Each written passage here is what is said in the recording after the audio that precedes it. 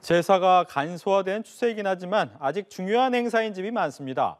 대체로 장남, 장손이 제사를 주재한다라는 생각을 하는데 이번에 판례가 바뀌었습니다. 남녀를 구분하지 않고 최연장자가 우선한다는 건데요. 이 사회 분위기가 바뀐 걸까요? 이 판결은 또 어떤 변화를 가져오게 될까요? 임주혜 변호사와 이야기 나눠봅니다. 안녕하십니까? 안녕하세요. 네. 먼저 이번 판례가 나오게 된 사건이 있었는데 이 사건이 좀 개인사가 좀 복잡하더라고요. 네, 이 사건부터 짚어보면서 설명을 시작해보면 좋을 것 같습니다. 1993년도에 본처와 혼인하고 두 딸을 낳은 사람이 있었습니다. 그런데 이후 2006년도에 내연녀와의 사이에서 아들이 출생하게 됩니다. 네. 그리고 2017년도에 이제 본인이 사망하게 되고 이 내연녀는 이 본인을 유해를 추모공원 납골 땅에 봉안을 하게 됩니다. 이때 이 유해가 누구의 소유가 되느냐라는 점이 좀 문제가 될 수 있는데요. 우리 민법에서는 피상속인의 유해를 민법 제1008조의 3에서 소정의 제사용 재산으로 보고 있습니다. 따라서 이를 제사 주재자, 그러니까 제사를 모시게 되는 사람이 승계한다. 네. 이렇게 정해두고 있습니다. 그래서 이제 이 본처 그리고 그 본처 소생의 두 딸들이 아버지의 유해를 내놓아라고 소송을 제기하게 된 것이죠. 1심과 2심에서는 이전 대법원 판례를 들어서 이 소송이 모두 이제 지게 됩니다.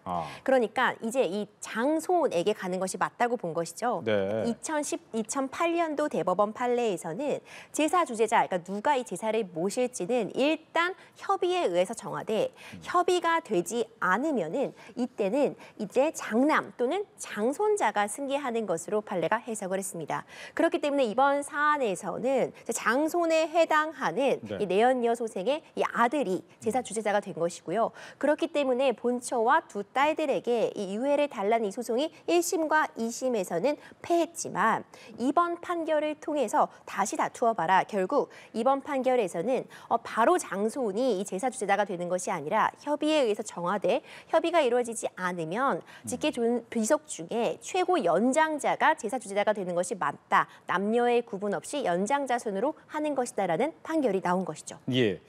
보통 이제 대법원 판결 같은 경우에는 뒤집는 게 쉽지 않다라고 그렇죠. 알려져 있는데 2008년도의 판결을 뒤집어 가면서 즉 남자, 장손, 장남이 아니라 나이 많은 사람 순이다라고 좀 바뀌게 된 이유는 어디 있습니까? 일단 기본적으로 성별 구분 없이 최연장자 순으로 이제 제사 주재자가 되는 것이 이제 지금 바뀐 이 사회 통념에 부합한다는 것이죠. 제사라는 것이 사실 우리의 문화, 관습과 깊이 연결이 되어 있는 부분은 맞지만 네. 그 관습이라는 것, 그 전통이라는 것 역시 사회의 흐름에 맞게 변화했다고 본 것 같습니다. 결국 남성과 여성 상속인 사이에 어떤 합리적인 이유 없이 차별을 하게 되는 것이며 결국 조상을 추모하고 조상을 기리는 것, 부양하는 것은 지금 아들, 딸 역할의 구분이 없잖아요. 그렇기 때문에 장남을 우선시하는 이 장남이 제사 주재자가 돼야 되고 장남이 없으면은 장손이 돼야 된다는 이 판례는 지금 사회에는 부적합하다고 본 것입니다. 결국 바뀐 사회 분위기를 이제 반영한 판례라고 볼 수 있을 것 같습니다. 예. 사회 분위기가 이제 15년이라는 시간이 흐르면서 많이 바뀌었다라고 얘기를 했는데 실제로 법적 권리 이런 것도 좀 바뀌는 겁니까, 그러면? 그렇습니다. 이 제사 주재자의 역할이 뭐냐면요. 네. 어떻게 보면 우리나라의 어떤 독특한 부분이라고 할 수 있을 것 같아요. 이 제사 주재자는 이제 제사를 주재하게 되는 그런 권리를 갖게 되면서 네. 그와 더불어서 이제 민법 제1008조의 3에 따라서 그 제사를 지내게 되는 그 임야라던가 그 묘토, 그 토지를 관리하게 되면서 그분에 대한 상속도 이제 단독으로 받게 되는 그런 부분이 있거든요.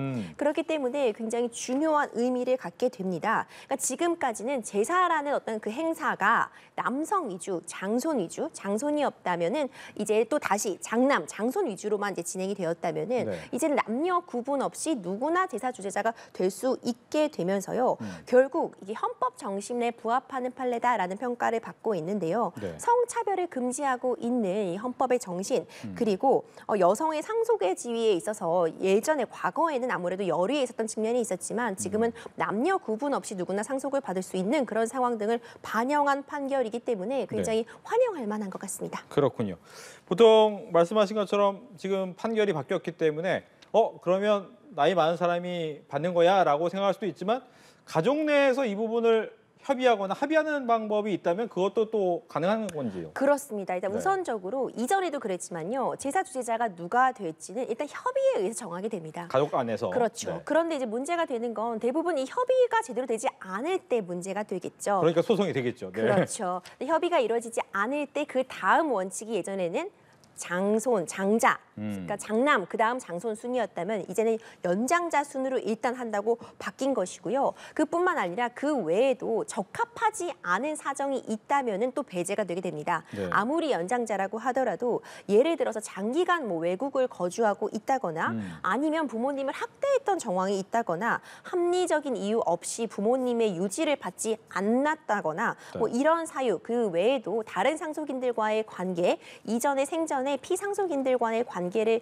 고려했을 때 적합하지 않은 사람이라면 또 될 수가 없는 거거든요. 네. 이런 점이 좀 고려돼서 합리적으로 정해질 수 있는 길이 열리게 된 것입니다. 예. 보통 이제 제사하면 자손들이 지낸다라고 생각을 하는데 보면 나이 많은 자손들만 되느냐. 요즘에는 이제 워낙 한 가족인 경우 이제 부부만 함께 살거나 자식이 없거나 자식이 너무 어리거나 이럴 때는 그 주체가 혹시 나머지 부부의 한 명이 될 수도 있느냐라는 궁금증도 생깁니다. 그렇습니다. 이번에 대법원 판결에서도요. 이 판례를 변경해야 된다. 대법원 판결을 변경해야 된다는 데는 전원이 합의를 했는데 이제 소수 의견, 개별 의견이 나왔습니다. 네. 그러니까 꼭 이제 뭐 연장자 순이 아니라고 해도 개별 사안별로 정하는 게 우선이 돼야 된다는 것이죠. 그 사안별로 지금 이 제사 주재자가 누가 돼야 되는지가 다를 수 있기 때문에 사안별로 결국 구체적으로 정하는 것이 바람직하며 이때는 배우자도 고려돼야 된다는 것이 또 소수 의견, 개별 의견으로 이 대법원 내에서도 전해진 바가 있습니다. 예, 뭐 앞서 잠깐 전해 주셨지만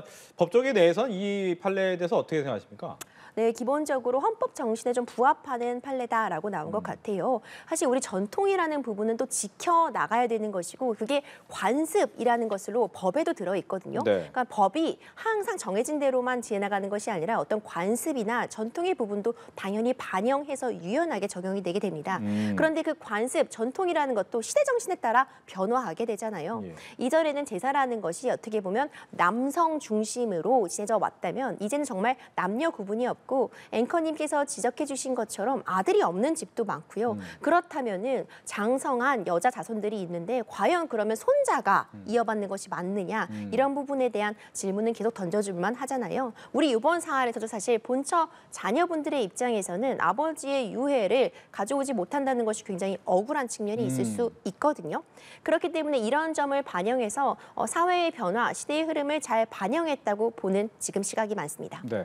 일단 말씀하신 것처럼 아들한테 그동안 이제 제사를 맡겼다. 그렇기 때문에 우리가 뭐 선산이나 이런 부분에 대해서 조금은 더 유리한 상속의 권리를 줬는데 그게 바뀔 수 있다라고 얘기를 하셨잖아요. 그러면 그렇죠. 이게 기존 거는 바뀔 수 없는 건지 기존에 이미 끝난 거는 어쩔 수 없는 건지 앞으로만 그러는 건지 이런 것도 궁금할 것 같아요. 네, 그렇습니다. 네. 굉장히 좋은 질문 해주셨는데요.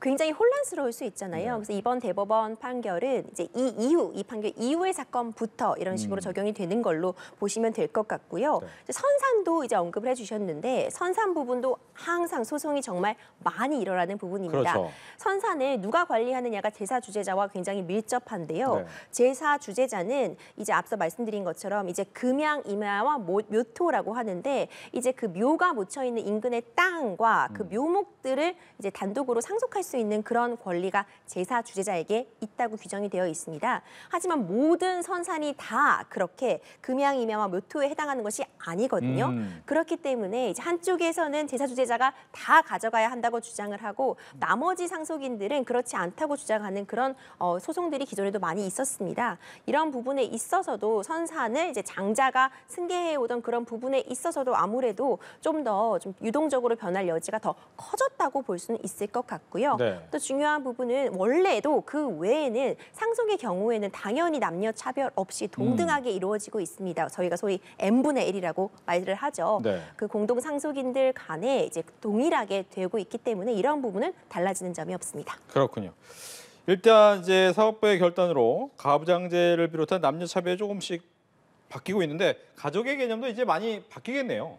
그렇습니다. 여전히 가족의 개념이 어떻게 보면 우리나라는 좀 폐쇄적으로 정해져 있다고 볼 수도 있을 것 같고요. 네. 특히 법에서는 그렇습니다. 어떤 가족, 어떤 혼인의 개념이 어떤 법률상으로 어떤 남녀의 결합 그리고 실질과 형식을 모두 갖춘 형태를 산정하고 있는 건 맞는데 이런 부분이 점점 좀 변화가 있는 것 같고요. 특히 우리 호주제 폐지가 그랬고요. 또 종중의 구성원이 될 수 있도록 대법원 판결이 2005년도에 바뀐 바도 있습니다. 또 출생 등록권, 호주제 폐지 등등 이런 것들이 모두 그런 가부장적인 그런 제도들을 조금씩 변화해 오던 우리 사법부의 노력이라고 볼 수 있거든요. 이런 변화에 따라서 어떤 가부장제의 나머지 잔재들이라던가 아니면 다양한 가족 중심의 문화, 다양한 가족 형태를 인정하는 모습으로의 변화도 점차적으로 기대해 볼 수 있을 것 같습니다. 또 중요한 부분은 사실 법적 안정성이란 부분을 놓칠 수는 없습니다. 법이 사회보다 빨리 앞서 나갈 수는 없는 부분이거든요. 이 사회의 변화를 잘 지켜보면서 어떤 협의, 합의에 따라서 많은 국민들이 대다수의 국민들이 수용할 수 있는 범위 내에서의 점진적인 변화 기대해 보도록 하겠습니다. 네. 그래서 이번 판례는 장남과 장손이 제사를 주재하는 우선 대상자가 아니라 나이가 많은 순이다라는 것을 확인하면서 임주혜 변호사와 이야기를 마치겠습니다. 오늘 얘기 잘 들었습니다. 감사합니다.